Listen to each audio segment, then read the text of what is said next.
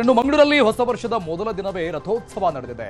ಕುದ್ರೋಳಿ ಗೋಕರ್ಣನಾಥೇಶ್ವರ ದೇಗುಲದಲ್ಲಿ ಬೆಳ್ಳಿ ರಥೋತ್ಸವ ನೆರವೇರಿತು. ಧನು ಪೂಜೆ ಬಳಿಕ ಗೋಕರ್ಣನಾಥನ ಬೆಳ್ಳಿ ರಥೋತ್ಸವ ಆರಂಭ ಆಗಿದೆ. ವರ್ಷದ ಮೊದಲ ದಿನ ಇವತ್ತು. ಇಲ್ಲಿ ಅಪಾರ ಸಂಖ್ಯೆಯಲ್ಲಿ ಜನಸ್ತೋಮ ಇತ್ತು.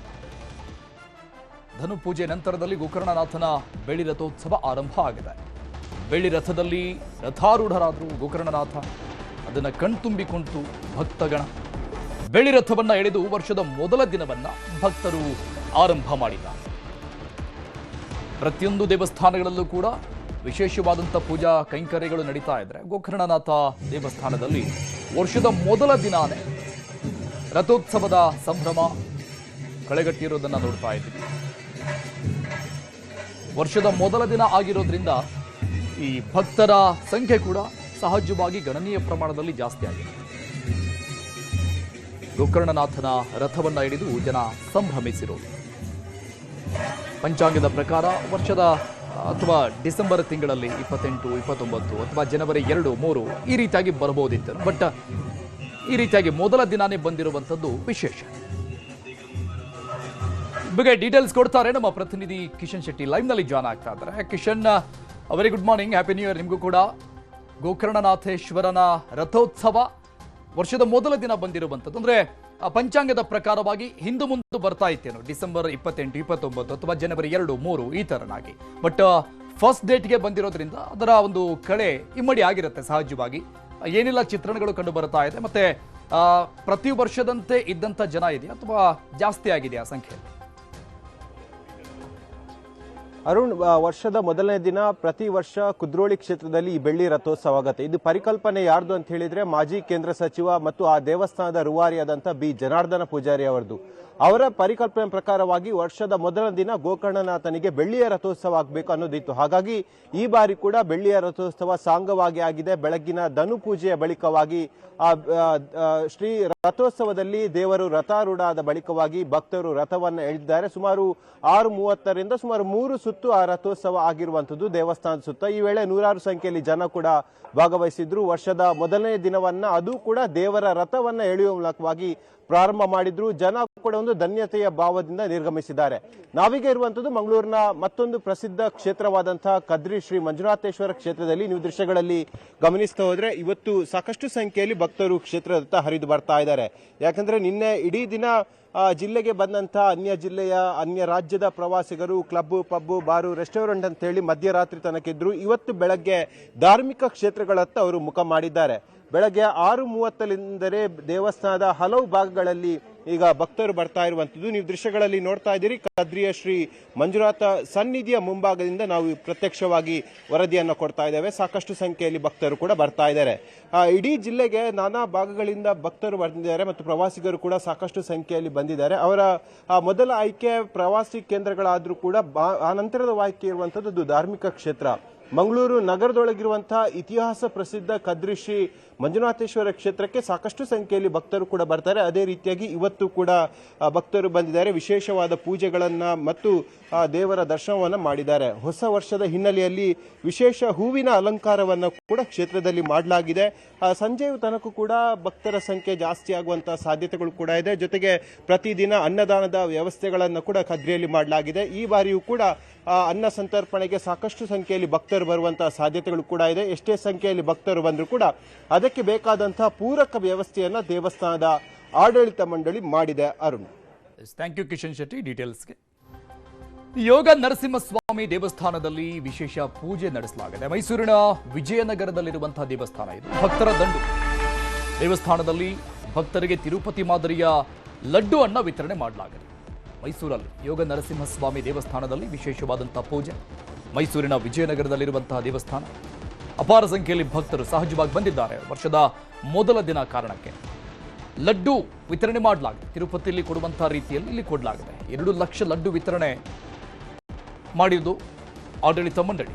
1994ರಿಂದಲೂ ಕೂಡ ಹೊಸ ವರ್ಷಕ್ಕೆ ತಿರುಪತಿ ಮಾದರಿಯ ಲಾಡುವನ್ನು ವಿತರಣೆ ಮಾಡಲಾಗುತ್ತೆ.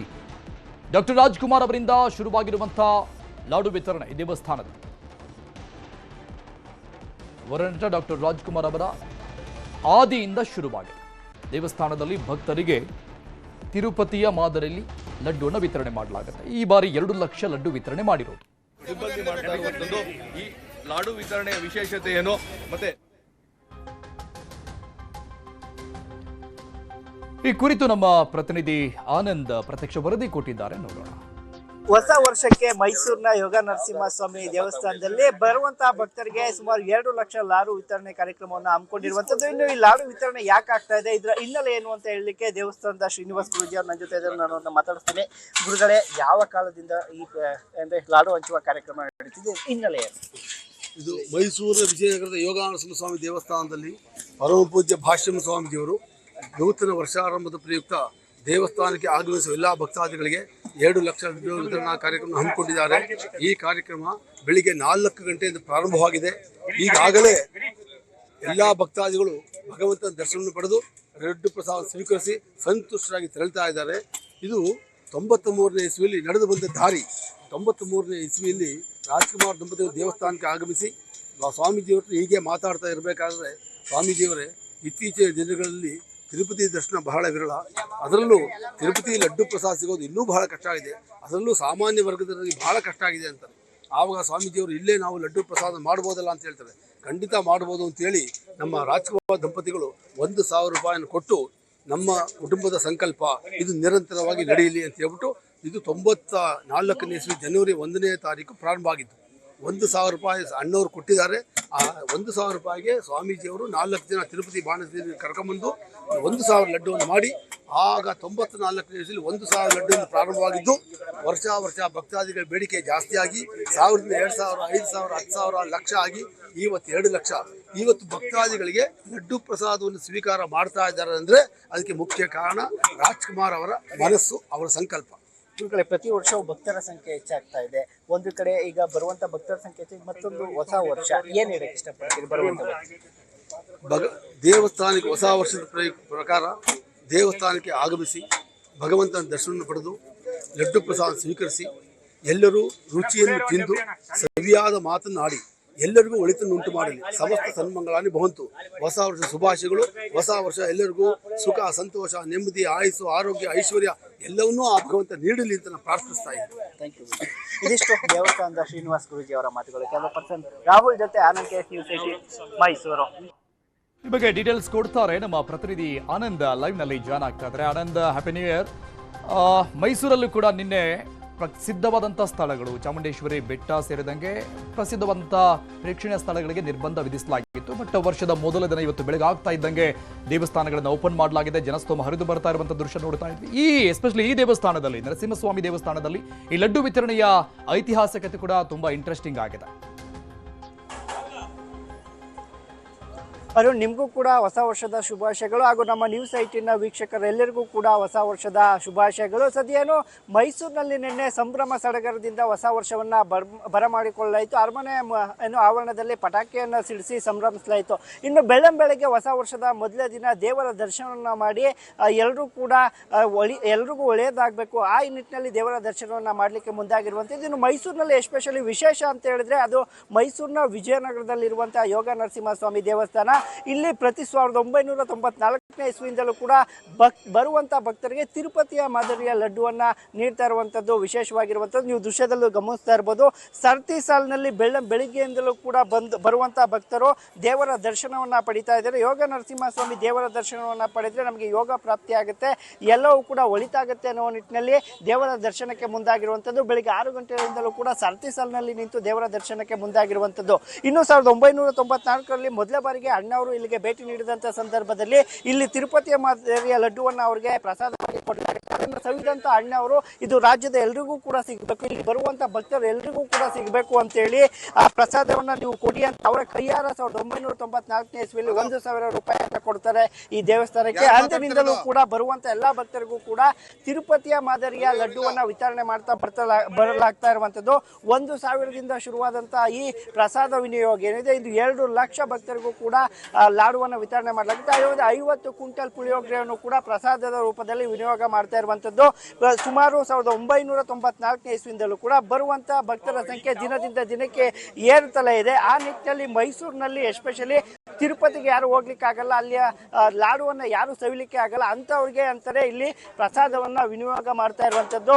ಇನ್ನು ಇಲ್ಲಿ ಪ್ರಸಾದವನ್ನು ವಿನಿಯೋಗ ಮಾಡ್ತಾ ಇರುವಂಥ ಸಂದರ್ಭದಲ್ಲೂ ಕೂಡ ಇದರ ಎಲ್ಲ ಆಡಳಿತವನ್ನು ಕೂಡ ನೋಡ್ಕೊಳ್ತಾ ಇರುವಂತಹ ಶ್ರೀನಿವಾಸ ಸ್ವಾಮೀಜಿ ಅವರ ಜೊತೆ ನಾನು ಮಾತಾಡಿಸ್ತೀನಿ.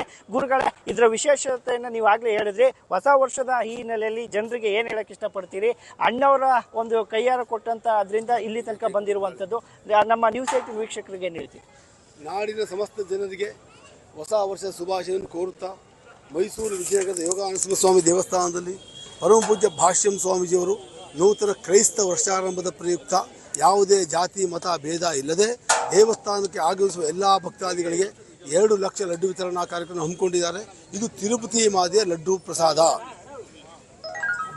ನೂತನ ವರ್ಷ 1/1/2026 ಗುರುವಾರ ಬೆಳಿಗ್ಗೆ 4 ಗಂಟೆಗೆ ಶ್ರೀ ಸ್ವಾಮಿಗೆ ಧಾರ್ಮಿಕ ವಿಧಿವಿಧಾನದ ಪ್ರಕಾರ ಏಕಾದಶಿ ಪ್ರಾಕಾರೋತ್ಸವ, 4 ದಿವ್ಯ ದೇಶಗಳಿಂದ ತರಿಸಿರ್ತಕ್ಕಂಥ ತೋಮಾಲೆ ಸೇವೆ ಹಾಗೂ ಸ್ವರ್ಣ ಪುಷ್ಪದಲ್ಲಿ ಮಾಡಿರ್ತಕ್ಕಂಥ ಸಹಸ್ರನಾಮಾರ್ಚನೆ, ನಂತರ 50 ಕ್ವಿಂಟಾಲ್ ಪುಳಿಯೋಗರೆಯನ್ನು ನೈವೇದ್ಯ ಮಾಡಿ ಬರುವ ಭಕ್ತರಿಗೆ ತಿರುಪತಿ ಮಾದರಿಯ ಲಡ್ಡುವನ್ನು ಬೆಳಿಗ್ಗೆ 4 ಗಂಟೆ ಭಾಷ್ಯಂ ಸ್ವಾಮೀಜಿಯವರು ಲಡ್ಡು ಪ್ರಸಾದ ಜೊತೆ ಪುಳಿಯೋಗರೆ ಪ್ರಸಾದವನ್ನು ನೀಡ್ತಾ ಇದ್ದಾರೆ. ಭಕ್ತಾದಿಗಳು ದೇವಸ್ಥಾನಕ್ಕೆ ಆಗಮಿಸಿ ಭಗವಂತನ ದರ್ಶನವನ್ನು ಪಡೆದು ಲಡ್ಡು ಪ್ರಸಾದ ಸ್ವೀಕರಿಸಿ ಬಹಳ ಸಂತುಷ್ಟರಾಗಿ ತೆರಳುತ್ತಾ ಇದ್ದಾರೆ. ಈಗಾಗಲೇ ಬೆಳಿಗ್ಗೆಯಿಂದ ಇಲ್ಲಿಯವರೆಗೆ ಭಕ್ತಾದಿಗಳು 25,000ದಿಂದ 35,000 ಜನ ಭಕ್ತಾದಿಗಳು ಆಗಮಿಸಿ ಲಡ್ಡುವನ್ನು ಸ್ವೀಕರಿಸಿ ತೆರಳುತ್ತಾ ಇದ್ದಾರೆ. ಒಂದು ಭಾಗ ಇದು 93ನೇ ಇಸ್ವಿಯಲ್ಲಿ ರಾಜ್ಕುಮಾರ್ ದಂಪತಿಗಳು ದೇವಸ್ಥಾನಕ್ಕೆ ಆಗಮಿಸಿ ಹೀಗೆ ಮಾತನಾಡ್ತಾ ಇರಬೇಕಾದ್ರೆ ಸ್ವಾಮೀಜಿಯವ್ರ ಹತ್ರ ಮಾತಾಡಿದಾಗ ಸ್ವಾಮೀಜಿಯವರು ಹೇಳ್ತಾರೆ, ಈ ಧ್ವಜಸ್ತಂಭ ತಿರುಪತಿಯಲ್ಲಿ ಯಾವ ರೀತಿ ಇದೆಯೋ ಅದೇ ರೀತಿ ಧ್ವಜಸ್ತಂಭ ಅಂತಾರೆ. ಆವಾಗ ಅಣ್ಣವ್ರು ಹೇಳ್ತಾರೆ, ಸಾಮಾನ್ಯ ಜನರಿಗೆ ತಿರುಪತಿ ದರ್ಶನ ಎಲ್ಲಿ ಆಗುತ್ತೆ ಸ್ವಾಮೀಜಿ ಹಾಗೆ ಹೇಳ್ತಾರೆ, ಅದರಲ್ಲೂ ತಿರುಪತಿ ಲಡ್ಡು ಅಂತೂ ಸಿಗೋದೇ ಇಲ್ಲ ಅಂತ ಹೇಳ್ತಾರೆ. ಅದೇ ಸ್ವಾಮೀಜಿಯವರು ಹೇಳ್ತಾರೆ, ನಮ್ಮ ದೇವಸ್ಥಾನದಲ್ಲಿ ಲಡ್ಡುವನ್ನು ಮಾಡೋಣ ಅಂತ ಹೇಳ್ತಾರೆ. ಖಂಡಿತವಾಗಿ ಮಾಡೋಣ, ಯಾವ ಮಾಡೋಣ ಹೇಳಿ ಅಣ್ಣವ್ರು ಹೇಳ್ತಾರೆ. ಆವಾಗ ಹೇಳ್ತಾರೆ, ಜನವರಿ 1ನೇ ತಾರೀಕು 94 ಮಾಡಿಬಿಡಿ ಅಂತ ಹೇಳ್ತಾರೆ. ಇದು ನಮ್ಮ ಕುಟುಂಬದ ಸಂಕಲ್ಪ ಅಂತೇಳಿ 1,000 ರೂಪಾಯಿ ನಾನು ಸ್ವಾಮೀಜಿಯವ್ರ ಹಸ್ತಕ್ಕೆ ಕೊಡ್ತಾರೆ. ಆವಾಗ ಸ್ವಾಮೀಜಿಯವ್ರು ಗಾಬರಿ ಆಗುತ್ತೆ. ಅಣ್ಣವರು ಯಾವತ್ತಾರು 1,000 ರೂಪಾಯಿ ಕೊಟ್ಟಿದ್ದಾರಾ? ಜೀವನದಲ್ಲೇ ಕೊಟ್ಟಿಲ್ಲ. ಅದು ಕೊಟ್ಟಿರೋದು ನೆನೆಸ್ಕೊಂಡು 4 ಜನ ಬಾಣಸಿಗರು ಕರೆಸಿ ಇಮ್ಮಿಡಿಯೇಟಾಗಿ ಕರೆಸಿ 4 ಬಾಣಸಿಗರು 1,000 ರೂಪಾಯಿನಲ್ಲಿ ಆಗಿನ ಕಾಲದಲ್ಲಿ 1,000 ಲಡ್ಡು ಆಯಿತು. ಆವತ್ತು 1,000 ಲಡ್ಡು ಭಕ್ತಾದಿಗೆ ಹಂಚಿ ವರ್ಷ ಬೇಡಿಕೆ ಜಾಸ್ತಿಯಾಗಿ ಭಕ್ತಾದಿಗಳ ಸಂಖ್ಯೆ ಜಾಸ್ತಿಯಾಗಿ ಜನವರಿ 1ರಿಂದ 94ನೇ ಇಸ್ವಿಯಿಂದ 1,000, 1,000, 5,000, 10,000 ಲಕ್ಷ ಆಗಿ ಇವತ್ತು 2026 ಜನವರಿ 1ನೇ ತಾರೀಕಿಗೆ 2 ಲಕ್ಷಕ್ಕೂ ಮೀರಿ ಲಡ್ಡು ಪ್ರಸಾದ. ಥ್ಯಾಂಕ್ ಯು ಆನಂದೆಲ್ಲ ಡೀಟೇಲ್ಸ್ಗೆ. ಕಲಬುರಗಿಯಲ್ಲಿ ಹೊಸ ವರ್ಷಾಚರಣೆ ಹಿನ್ನೆಲೆಯಲ್ಲಿ ಹಲವು ದೇವಾಲಯಗಳಲ್ಲಿ ವಿಶೇಷ ಪೂಜೆ ಪುನಸ್ಕಾರ ನಡೀತಾ ಇದೆ. ಕಲಬುರಗಿಯ ಶರಣಬಸವೇಶ್ವರ ದೇವಸ್ಥಾನಕ್ಕೆ ಅಪಾರ ಸಂಖ್ಯೆಯಲ್ಲಿ ಭಕ್ತರಾಗಮಿಸ್ತಾ ಇದ್ದಾರೆ. ಕಲಬುರಗಿಯ ಶರಣಬಸವೇಶ್ವರ ದೇವಸ್ಥಾನ ಬಹಳಷ್ಟು ಪ್ರಖ್ಯಾತಿಯನ್ನು ಪಡೆದಿರುವಂಥದ್ದು. ಆ ಭಾಗದ ಹಲವು ದೇವಾಲಯಗಳಲ್ಲಿ ವಿಶೇಷವಾದಂಥ ಪೂಜೆ ಪುನಸ್ಕಾರ ಅಲ್ಲಿ ಕೂಡ ನಡೀತಾ ಇದೆ. ಶರಣಬಸವೇಶ್ವರ ದೇವಸ್ಥಾನಕ್ಕೆ ಅಪಾರ ಸಂಖ್ಯೆಯಲ್ಲಿ ಭಕ್ತರು ಆಗಮಿಸ್ತಾ ಇದ್ದಾರೆ. ಬೆಳಗ್ಗೆಯಿಂದಲೇ ದೇವಸ್ಥಾನಕ್ಕೆ ಬಂದು ದೇವರ ದರ್ಶನವನ್ನು ಪಡೆದುಕೊಳ್ತಾ ಇದ್ದಾರೆ. ಹೊಸ ವರ್ಷ ಹೊಸ ಹುರುಪು ತರಲಿ ಅಂತ ಪ್ರಾರ್ಥನೆ ಮಾಡಿಕೊಳ್ತಾ ಇರೋದು ಕಲಬುರಗಿಯ ಜಿಲ್ಲೆಯ ಜನತೆ ಕೂಡ. ಕಲಬುರಗಿ ಜಿಲ್ಲೆಯಾದ್ಯಂತ ಆ ಭಾಗದಲ್ಲಿ ಬಹಳಷ್ಟು ಪ್ರಖ್ಯಾತಿಯನ್ನು ಪಡೆದಿರುವಂತಹ ದೇವಸ್ಥಾನ ಕಲಬುರಗಿಯ ಶರಣಬಸವೇಶ್ವರ ದೇವಸ್ಥಾನ. ಇವತ್ತು ಹೊಸ ವರ್ಷದ ಮೊದಲ ದಿನ ಇಲ್ಲಿ ಕೂಡ ಆಸ್ ಎಕ್ಸ್ಪೆಕ್ಟೆಡ್ ಸಹಜವಾಗಿ ಭಕ್ತರ ಸಂಖ್ಯೆ ಜಾಸ್ತಿಯಾಗಿದೆ. ವಿಶೇಷವಾದಂಥ ಪೂಜೆ ಪುನಸ್ಕಾರಗಳು ಬೆಳಗ್ಗೆಯಿಂದಾನೇ ನಡೀತಾ ಇರೋದು ಆ ದೃಶ್ಯವನ್ನು ನೋಡ್ತಾ ಇದ್ವಿ. ವಿಶೇಷವಾದಂಥ ಅಲಂಕಾರ ಮಾಡಲಾಗಿದೆ ದೇವಸ್ಥಾನಕ್ಕೆ, ದೇವರಿಗೆ. ಕಲಬುರಗಿಯಲ್ಲಿ ಕೂಡ ನಾನಾ ಭಾಗಗಳಿಂದ ಬಂದು ದೇವರ ದರ್ಶನವನ್ನು, ಶರಣಬಸವೇಶ್ವರನ ದರ್ಶನವನ್ನು ಪಡೆದುಕೊಳ್ತಾ ಇರುವಂತಹ ದೃಶ್ಯಗಳು.